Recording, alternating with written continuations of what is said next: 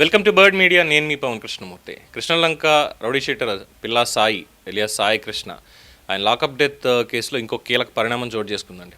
So ఈ case దర్యాప్తు బాధితుల మీద బాధ్యుల మీద వీళ్ళ చర్యలు ఏవైతే ఉన్నాయో ఆ అంశం కొత్త మలుపు తిరిగింది. ఈ కేసులో రాష్ట్ర DGP, Vijayawada police commissioner, assistant commissioner of police వీళ్ళని కూడా నిందితులుగా చేర్చాలి అంటూ విజయవాడ కోర్టులో ఒక ప్రైవేట్ పిటిషన్ దాఖలు చేశారు. ఈ పిటిషన్ని తిరుపతి ఎంపీ వైఎస్ఆర్సీపీ గురుమూర్తి దాఖలు చేశారు. కేసులో ఉన్నటువంటి వాస్తవాలు, బాధ్యతల పరంగా ఉన్నతాధికారుల పాత్ర మీద కూడా విచారణ జరిపి అవసరమైతే వాళ్ళని కూడా నిందితులుగా చేర్చాలి అంటూ కోర్టును కోరినట్టుగా తెలుస్తోంది. ఈ పిటిషన్ తరఫున మాజీ అడ్వకేట్ జనరల్ పొన్నవోలు సుధాకర్ రెడ్డి ఆయన వాదనలు వినిపించబోతున్నారు. సో కోర్టు ఈ పిటిషన్ మరి విచారణకు స్వీకరిస్తుందా, సంబంధిత అధికారులకి నోటీసులు జారీ చేస్తుందా, లేదా పిటిషన్ మీద మరో నిర్ణయం తీసుకుంటా అన్నదే ప్రస్తుతానికి ఆసక్తికరంగా మారింది. సో ఇప్పటికైతే పిటిషన్ దాఖలవడం మాత్రం జరిగింది. దీని మీద కోర్టు ఇంకా ఎటువంటి తుది నిర్ణయం కూడా వెల్లడించలేదు. కేసు విచారణలో తదుపరి పరిణామాల మీదే ప్రస్తుతం అందరి దృష్టి ఉంది. ఈ నేపథ్యంలో అసలు వైఎస్ఆర్సీపీకి సంబంధించి తిరుపతి ఎంపీ గారు విజయవాడ ఈ పర్టికులర్ కేసు మీద, అంటే ఎవరన్నా కేసు పెట్టచ్చు, ప్రైవేట్ పిటిషన్ దాఖలు చేయొచ్చు, పబ్లిక్ ఇంట్రెస్ట్ లిటిగేషన్ వేయొచ్చు, ఏమీ ఇబ్బంది లేదు. బట్ జరుగుతున్నటువంటి పరిణామాలు చూసిన తర్వాత ఇందులో ఇప్పుడు ఏం చెప్తున్నారు, ఇక్కడ కృష్ణలంక పోలీస్ స్టేషన్కి సంబంధించినటువంటి దీనికి ఇందులో ఉన్నతాధికారుల పాత్ర, అందులోని ఎవరు, డీజీపీ స్టేట్ ఆంధ్రప్రదేశ్, అలాగే Vijayawada police commissioner Rajasekhar Babu, assistant commissioner of police వీళ్ళని కూడా నిందితులుగా చేర్చాలి అని.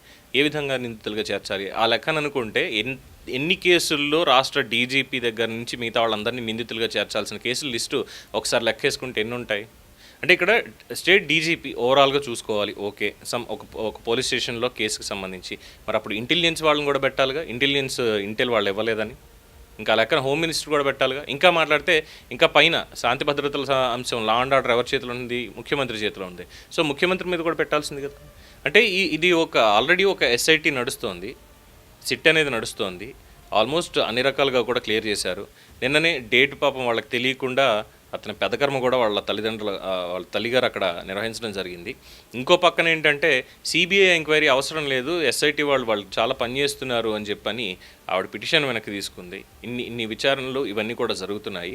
అలాగే ప్రభుత్వం తరఫున ఇందులో ఎవరెవరు పాల్గొన్నారు వాళ్ళందరికీ సంబంధించి నాగరాజు కావచ్చు, అలాగే మిగతా పనిచేసినటువంటి వాళ్ళు కావచ్చు, అలాగే టాస్క్ ఫోర్స్ సంబంధించిన వాళ్ళు కావచ్చు, వీళ్ళందరికీ సంబంధించి ఇన్వెస్టిగేషన్ ఎలా జరగాలి అన్న దగ్గర వాళ్ళేమో కోర్టులో ఒక పిటిషన్ వేస్తుంటే ప్రభుత్వం తరఫున పేరెన్నికన్నటువంటి సిద్ధార్థ లూద్రా ప్రభుత్వం తరఫున పనిచేస్తూ అండ్ ప్రత్యక్ష వీళ్ళందరికీ సంబంధించి ఎట్టి పరిస్థితుల్లో కస్టడీకి ఇవ్వాల్సిందే, హైకోర్టు ఇచ్చినటువంటి కండిషన్స్తో కూడినటువంటి విచారణ ఇక్కడ కుదరదు, లేదంటే వాళ్ళ దగ్గర నుంచి నిజాలు తీసుకురావడం కుదరదు ఈ కేసులో అని సుప్రీంకోర్టుకు కూడా వెళ్ళారు. అంత చిత్తశుద్ధితోటి ప్రభుత్వం ఇక్కడ పనిచేస్తుంటే ఇప్పుడు మళ్ళీ స్పెసిఫిక్గా వచ్చి వీళ్ళ మొరైల్ని దెబ్బతీయాలి అనేటువంటి అంశమా తెలియదు, లేదు టార్గెటెడ్గా చేశారో తెలియదు. కానీ ఇక్కడ రాష్ట్ర డీజీపీ, అలాగే Vijayawada police commissioner, assistant commissioner of police వీళ్ళ మీద కూడా ఇందులో ఛార్జెస్ ఉండాలి, దీంట్లో నిందితులుగా వీళ్ళని చేర్చాలి, దర్యాప్తు జరగాలి అంటూ ఒక ప్రైవేట్ పిటిషన్ని వైఎస్ఆర్సీపీ ఎంపీ గురుమూర్తి గారు ఇందులో వేయడం జరిగింది.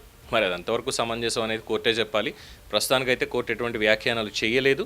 మరి ఇది కోర్టు స్వీకరిస్తుందా విచారణకి, లేదంటే ఆ అధికారులకు నోటీసులు జారీ చేస్తుందా, లేదా పిటిషన్ మీద మరో నిర్ణయం ఏమైనా తీసుకుంటుందా అన్నదే చాలా ఆసక్తికరంగా మారింది. సో పోలీసులు ఎంత కష్టపడి పనిచేస్తున్నప్పటికీ కూడా ఇందులో వైసీపీ వారికి ఉన్నటువంటి స్పెషల్ ఇంట్రెస్ట్ ఏంటి అనేది చాలామందికి అవగతం కావట్లా. రాజకీయ పరంగానే తీసుకెళ్దాం అనుకుంటున్నారు అనేది కొంతమంది అంటారు, లేదు కాస్ట్ ఈక్వేషన్ పాయింట్లో తీసుకొని చేద్దాం అనేది కొంతమంది అంటున్నారు. కానీ వాళ్ళ అసలు ఆలోచన ఏంటి అనేది ఇంకా బయటికి రావట్లా. సో వేచి చూడాల్సిందే.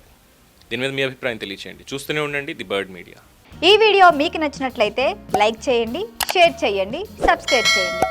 మరిన్ని అప్డేట్ల కోసం మా వాట్సాప్ ఛానల్ను ఫాలో చేయండి.